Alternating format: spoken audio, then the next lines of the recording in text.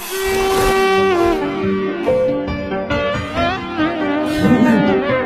me! Help me!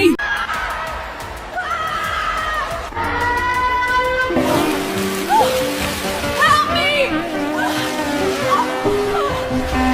30 साल की Jessica ने एक बहुत बड़ी गलती की और उसके गलती बस इतनी थी कि वो एक ट्रेन ड्राइवर थी। बचपन में वो एक डॉल्फिन पालती थी और उसका नाम ओकरा रखती थी। वो ओकरा को अपनी बेटी, अपने बच्चे और अपने परिवार की तरह मानती थी। उसने उसे ट्रेनिंग दी और शो चलाकर पैसे कमाए। क्या वही उसका गुनाह है और इसीलिए उसे अपने जान देने पड़ी? ये बस एक कहानी है। आप इसे अंत तक जरूर देखेंगे। जेसिका और ऑर्किड डॉल्फिन।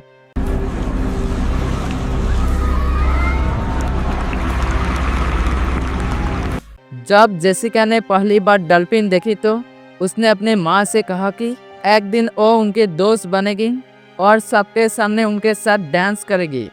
कई सालों की कड़ी मेहनत के बाद उसे एक बड़े मरीन ड्राइव मरीन पार्क में डॉल्फिन शो करने का मौका मिला। उसने बहुत कष्ट झेले, फिर उसे एक मौका मिला। वहाँ उसकी मुलाकात ओकरा नाम की एक डॉल्फिन से हुई। जब जेसिका पार्क में दाखिल हुए तो उसके मुलाकात एक डॉल्फिन से हुई।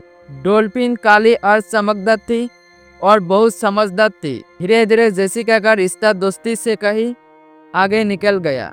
वो बिना बोले ही एक दूसरे के हाव भाव समझ जाती थी। आप सोच भी नहीं सकते कि उनके बीच कितना प्यार बढ़ गया था।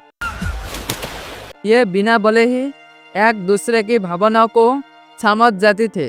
उस दिन पार्टी में बच्चे से लेकर बड़ा तक की भीड़ थी। सबके हाथ में कैमरा थे। जब जेसिका शो देखने आए थे, इस पूरे कार्यालय में साफ जाहिर था कि यह युवा प्रशिक्षक कितने प्रतिभाशाली था। उसने डॉल्फिन को कितनी अच्छी तरह प्रशिक्षित किया था कि लोगों को भीड़ जमा हो गई थी।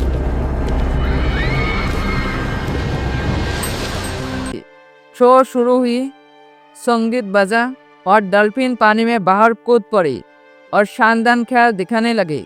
पूरी अपने साल दिखाने लगे, यानी ये व्यायाम कर रही थी, अपने करातब दिखा रही थी, लोग तालियां बजा रहे थे, जेसिका हंस रही थी।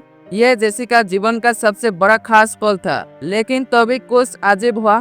ये बार बार गहरे पानी में गीते लगा रही थी और जेसिका को लगा कि शायद वो थोड़ी घबराई हुई है।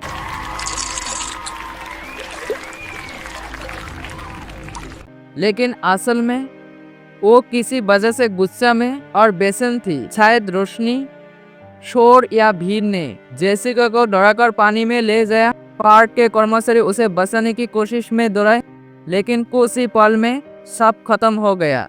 ये कोई संकेत नहीं था, यह सिर्फ एक गलतफहमी, एक डर और बेचैनी का पल था जिसने दो जिंदगी को हमेशा के लिए बदल दिया।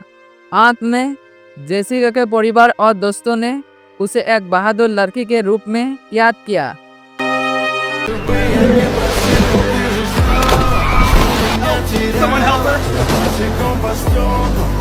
जिसने अपने पूरे जीवन जानवर के लिए समर्पित कर दिया। ओकरा को पार्क से हटाकर एक शांत जगह पर भेज दिया गया जहां वो अपने बाकी जीवन बिता सके।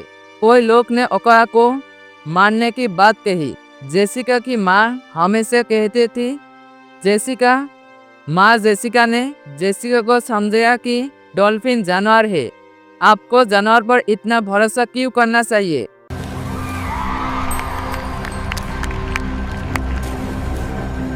आप इस पूरे वीडियो से एक बार सीख सकते हैं। अंत में उसकी माँ कहते हैं कि जानवर के साथ प्यार और समझ होना उतना ही जरूरी है, उनकी आज़ादी और भावनाओं को समझना। जेसिका आज भले ही याद ना हो, लेकिन उसकी कहानी हमें याद दिलाती है हमें किसी पर इतना भरोसा नहीं करना चाहिए।